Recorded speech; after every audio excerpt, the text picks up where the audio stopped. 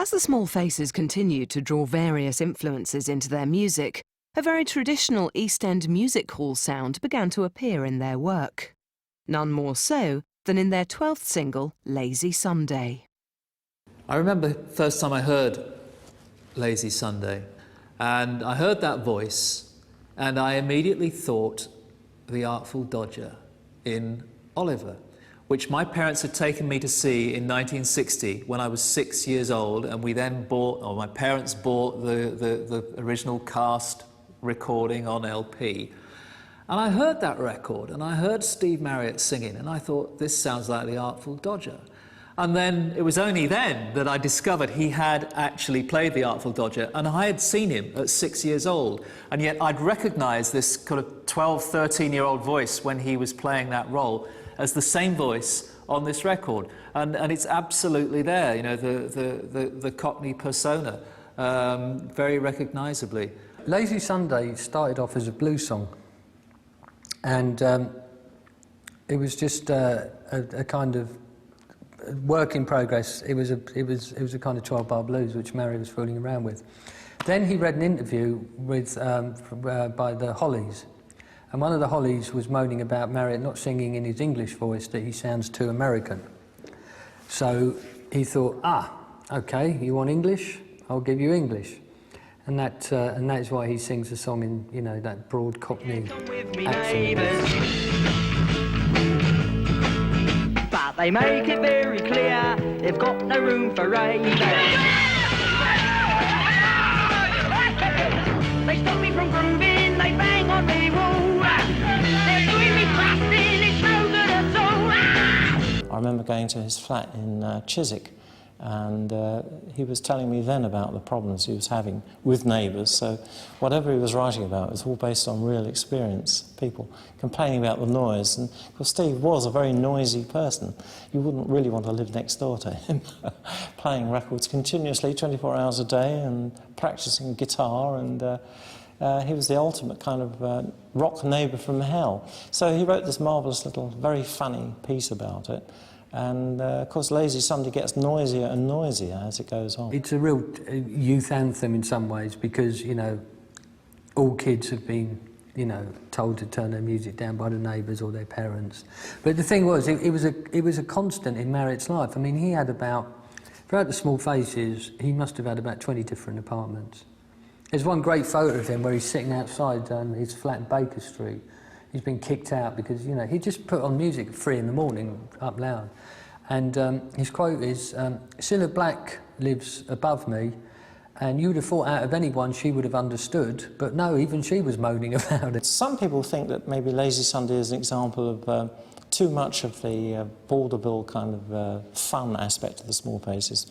Maybe people tended to bracket them thereafter as a kind of showbiz sort of group, which is silly really, because it was something unique and special that only the Small Faces could have done, because they were writing about their own personal experiences, certainly in Steve Marriott's case. There's two influences on Steve Marriott, which along with R&B, stayed constant throughout his music.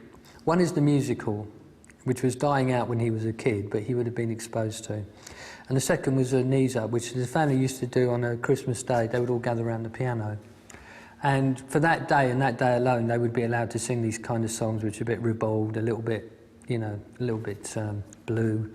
And this was a Christmas tradition at the Marriott family, which, you know, so obviously Steve had taken those two elements, the musical and, you know, the Cockney knees up, which of course he'd been exposed to in pubs as well around the East End, and brought that into the music. And because the band were all East Enders, apart from Mac, who was from Hounslow, they responded to this. You know, they thought it would be, you know, really funny. They were an early Chaz and Dave, really, Small Faces, when you think about it, you know. That was part of him, and that was part of the group as well. They're all, you know, they're all East Enders, and they all must have experienced that sort of sing-along stuff at the local boozer. And so it's very honest. And it may have been flippant, Steve may have written it flippantly, but who cares? Lazy Sunday. The Small Faces' new album is one of the most idiosyncratic records on the market. It's called Ogden's Not Gone Flake. It's packed in a circular jacket And one side of the record is taken up entirely by a musical narrative called Happiness Stan. It's a kind of fairy story for our time. The Small Faces supply the music, and the storyteller is that master of gobbledygook, Professor Stanley Unwin. Now, like all fairy stories, this one begins once upon a Tito. And Happiness Stan, whose whole life symbolized by the multicoloured radiate and scintillate off the multi of the rainbow, lived in an ancient Victoriana chalapan. And this is the old type, sit up and beg, rotate to poppy with solid wheels all rotated there, very flat, even the squash your toe neighbours. Oh yes. Now, he had a great problem, because when Stan looked up in the heavenly abode as evening approached, he saw this half moon and dangly there and thought, oh dear, where escaped and gone or stolen strayed and begged this other half of the moony most? Oh dear. So he put his eyes down and walk it ploddy through the forest, thinking to himself, oh folly for this other half moon, oh dear. Where at, man, he thought, where at? Oh dear. Ronnie Lane had written this fairy tale about a guy called Happiness Stan and his quest for searching for the missing side of the moon. Lovely songs, and some lovely instrumentals, but they needed somebody to narrate the story. And the band's first choice was Spike Milligan. They were all big fans of Spike Milligan. Spike Milligan was a fairly obvious choice, of the time. But Spike Milligan wasn't interested. Spike was approached and dismissed it straight away, So who do we get now, We got Stanley Unwin. Wonderful stuff. I did get to a bit of a recording that he was doing with it, actually. It was quite funny because he'd been there the previous day, and when he came back, he was talking like they were. He'd picked up little bits of their kind of like banter and words that they were using and turned it into absolute gibberish, far out but I can't do a Stanley Unwin, but far out and the greater lobes of your innermost, you just make absolute nonsense out of it, cool man and things like that, Had everybody in the studio falling around on the floor. So it was all happy Dale, workload and read the newspaper load off that. And they had a wonderful party. The fly did a buzzy most round the Sealy. Little boy Blue came and left his hormones behind and stuffed his corn there with his trumpet and brought his melotropy. Oh dear, knees up Mother Brodie, Huckleberry my thimble, and he freaked them all out with an enormous mind blast. Oh dear. And then for cool of the early morn, they gathered there and snoozy mode. But stay cool, man, stay cool. Small Faces' biggest success record-wise was the Ogden's Nut Gone Flake album, which is just as legendary these days for its round sleeve as the actual music itself.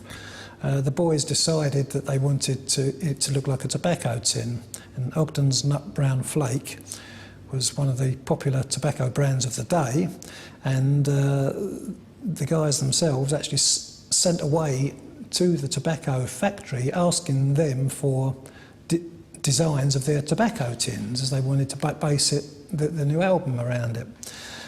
Obviously Ogden's Nut Brown Flake ended up as Ogden's Nut Gone Flake, keeping with the times and other substances, and that was basically how the idea of the album come about. I mean, there was problems with the round sleeve. I know lots of shops used to complain about it because it used to roll off the shelves.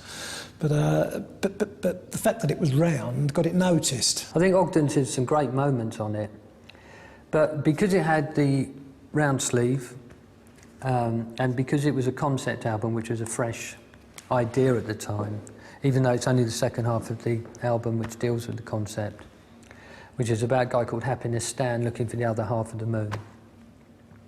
I think it's an uneven album, to be honest with you. I think that they'd kind of exhausted their palette. I think that all those elements I was talking about earlier, musical, knees up, R&B, pop, maybe a bit of folk, all those elements that they'd kind of used up, and this was their last, they after Ogden's they would have to have gone somewhere completely different, because I think they'd used up, their musical sources.